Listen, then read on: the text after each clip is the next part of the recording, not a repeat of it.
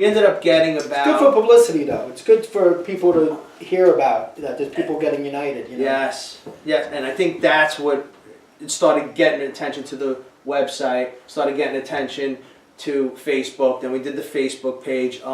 It's a group, Hunters for Deer. Then we hooked up with Matt Sasso's group, Long Island Deer Hunting, another Facebook page. He has 1,100 members. Yeah, I think we're all part of that. And now, yeah, and then I reached out to you, and then we started working with IHE. So it started spreading, and it's all different groups that have gotten together, and you know, went from just like an inner circle group of business owners to small business owners to attorneys to other clubs, and we really started spreading out and doing something about it. And besides raising a raffle, we had a raffle to raise some money so we can hire. Thanks to Smith Point Archery, actually, for hosting that. And absolutely, we want to thank Jeff, because that was a good time. That was February 4th, and we raised like $5,900 to help us in funding our main goals, which is, we reached out to the politicians, we spoke to them, we reached out to Theo Laval, we sat with every supervisor, we saw everybody's deer management plans, we saw the problems with their plans, why they failed, why they're not successful. Right. We even met with Joe Gagella of the Long Island Farm Bureau, and basically Joe Gagella represents Long Island farmers and associates that, you know, basically like farming and like the industry of farming, so they're associate members. And they were like, this is going to happen. We need to cull deer. And they didn't have an actual number of how much crop devastation they had, but they were still able to get $200,000 from New York State. I was told from Joe the number was $250,000. But if you look on the books, it's $200,000. There's 50 grand somewhere that's missing. Right. We don't know where it is, you know. And I'm going to check Art's pockets, because I heard he got a couple of giraffes. I heard you got giraffes to shoot at over there, and you know, so everything's like, how did he get $250,000 to kill deer? And he could have used that money for general agricultural use. He's just choosing not to. Right. And we understand he's a union guy, he represents farmers, and he does a good job of that.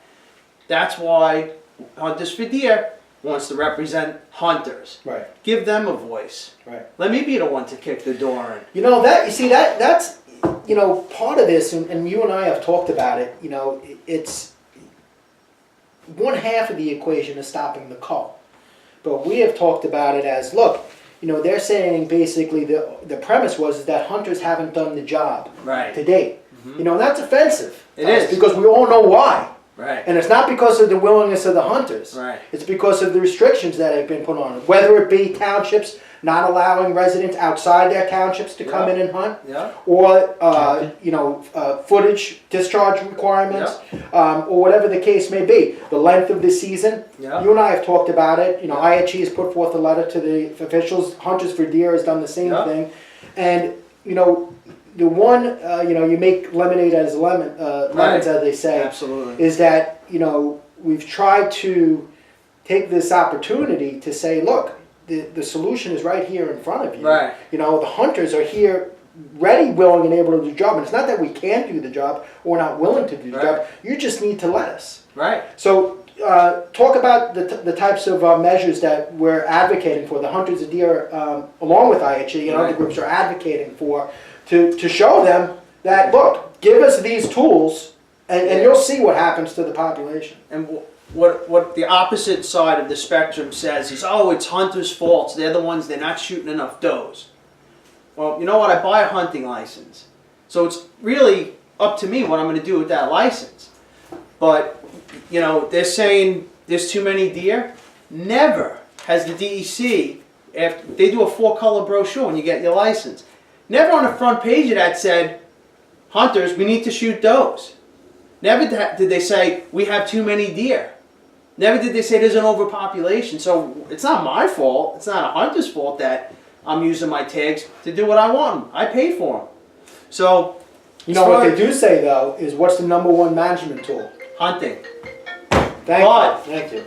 The stewards and the managers that are supposed to dictate that policy is New York State DEC. And New York State DEC has a great plan. If you look at the Deer Management Plan 2012-2016. It's usually a 5-year plan. It's based on a North American model of wildlife management. It's a great plan. It's not being implemented. Right. In that plan, the biggest problem people are saying is there's 3 problems with the deer.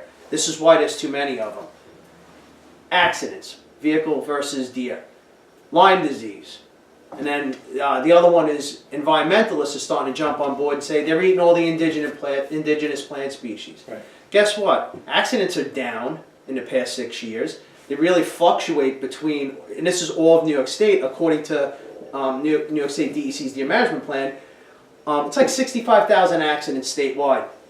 Nobody has done a survey on the East End that really centralizes it as like a Suffolk County, how many in Southampton, how many in this. They're starting to work on those now. Right. But accidents are down. Lyme disease. There's other studies that are saying that 10%, less than 10% of the ticks on deer don't even have, all the ones that have Lyme disease bacterium, Right. but deer are just the ones that bring them into your, close proximity where humans can get that tick on them and possibly be infected. But guess what? So does the family dog, cat, so do raccoons, so do possums. They're just as big as carriers. So maybe there's like an over analysis, so to speak, on is the population of deer currently a problem? I meant, Right. in different areas there are. I would say certainly areas different are, but that's not a blanket statement. No, and that's what they're trying to do. They're trying to blanket everything into one statement. It's the same thing with indigenous plant species. New York State DEC says that Long Island is rated the 2 highest ratings for indigenous plant regeneration. Okay. So, all the data, the problem is the data is faulty. And you can't rely on the data. So just recently, the DEC is starting to say, well, it's not about counting the deer and what the actual numbers, because no one knows what the numbers. They say it's 25 to 34,000 deer. They're saying it's where the complaints are coming from. The DEC, according to their plan, is supposed to have a community task force that reaches out to homeowners and finds where the problem pocket areas are in communities. Like you said, the deer aren't spread out evenly all over Long Island. Right. There are troubled areas, Southampton Village. All those areas are troubled because of the fact they created safe havens by not allowing hunting. It seems to me to be such an obvious, an obvious solution. So, tell me, where are things now? Where are we in this fight? Where are they with moving forward on things? Where are we? What does tomorrow bring? And ultimately, Snow. what can ultimately what can we do to help the effort to stop it? Well, so far, during this whole course, there hasn't been many groups for hunters to turn to. There are groups that say, hey, we're an advocacy group. I reached out to those groups. We'll look into it. Not a good answer, because this is something that's happening now. The snowball's at the top of the mountain, and it's rolling, and it's getting bigger and bigger. Right. So we reached out to everyone we could, and we even made relationships with animal rights activists. Not the way left ones, the ones that are in the middle that realize that hunting is an essential management tool on Long Island to take care of the deer population. So we teamed up with their attorneys as well, and we're going to join into the application with them. We stopped 4 of the 5 eastern townships from going through with the plan. Basically, we stopped the South Fork. So yeah, I saw that East Hampton pulled out. Right, East Hampton Village, Sagaponack, Southampton Village, and Southampton Town, and Riverhead. Riverhead was the first town that actually said, we're not doing it. We're not doing the cull. We'll take care of our own problems. Southampton never even signed on because Southampton said, we don't have that type of an issue. Right. Whereas East Hampton and Southold, they're more agricultural areas, so they have pockets of subdivisions that people complain about deer. Right. So where the front lines were at the beginning is where the fight's ending and continuing right now, and that's Southold. Southold Town voted yesterday to go ahead with the cull and give the Long Island Farm Bureau $25,000 to participate in that plan. Now, so what you're saying then is actually in certain municipalities here, it's actually a solution in search of a problem. Right. For the most part, right? Yeah. It's unbelievable. Now, so Southold is really the last municipality that seems to be moving forward. Absolutely. And who's paying for this? You're paying for it. Art's paying for it. Joe's paying for it. I'm paying for it. all New York State taxpayers are paying for it. Every New York State taxpayer. That's right. And the DEC is facilitating this program? The DEC is allowing the program. And this is the part when I reached That out just to makes my blood boil. I have to tell you, because you know the DEC is, we fund the DEC That's right. as hunters. They're supposed to be our friends. Mhm. And why are they standing by and being a conduit for this? Well, they're still our friends. It's just the problem is that their hands are tied. Because the DEC doesn't have the funding that they should have. We only have 4 biologists in our area when we should have probably 12. And But they're allowing the waiver in the laws. that's right. If they're going to be using rifles, if they're going to be shooting at night, if they're going to be using baiting, Yep. they're utilizing all the tools that actually we had asked for We can't. to allow federal marksmen to come in. Right. I just don't understand it. It's absolutely ludicrous. It's ludicrous. Is it not? It is. It's crazy. It just drives It is me crazy. It drives me bananas. But that, you know, and that's why you're doing something about it. And it drives a lot of guys bananas, but they want to stay home and have someone else take care of the problem. So it's important when we create a little letter and we say, hey, everybody, can you mail this letter out and send it this way? You know, it makes it easy for them. All you got to do is copy and paste it and mail it out.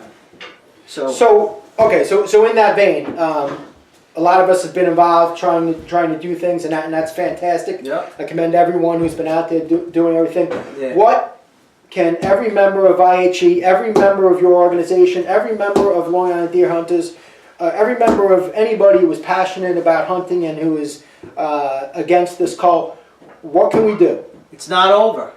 It's not over. Southold's going ahead with it. So guess what? Southold's getting a lawsuit hit on them this week. We're going to file an Article 78. We're going to ask them for a temporary restraining order. And we're going to say, prove it. Prove that the environmental impact statement that you said was a type 2 negative declaration is valid. Right. Because we say it's a positive declaration. Right. It is going to affect the environment. It's going to affect the area. So guess what? Southold, we're not going to let you do it without going to court. And basically, this is probably the last time we're going to speak about, you know, this call. Because as far as Hunters for Deer is concerned, we're done talking. Right. You know? Now it's time to. So how do we support Hunters for Deer? Can we send in money? Can we sign anything? Write letters? What would you recommend if there was? You wouldn't give a threefold plan for anybody who's passionate about combating this cull. What do you want them to do? I want you to reach out to Hunters for Deer. You can go to our website, www.huntersfordeer.org. You can hit us up on Facebook and join us over there. Strength in numbers, bottom line. What about money? Pool Do we our have a fund? resources. Do we have any type of fund? You can always do a donation, whatever you can afford. If it's $1, if it's $100, if it's $1,000. Go to PayPal on our website, give us some money. That does have tax consequences because right now we still are an LLC. We haven't gotten our non-for-profit status just as of yet. That'll be rectified soon. That'll be rectified soon. And then we're just going to pool our resources, stay together. Right. You know, there's a lot of different hunting groups out there. Right. The crossbow issue is making some groups say, oh, we love what you have to say, but we can't sign on with it because you like crossbows. You know what? Let's not focus on where we're different. Let's focus on where we're common. And where's the common denominator? We want to keep our deer where they are. You know, that's why half of us, you know, live where we live because we like the environment. Right. If you want to live on an island that has less deer, you can live on Staten Island. That's great. So, Mike, I really appreciate it. Brother. Again, you've been an absolute bulldog. You're just the best. I love you.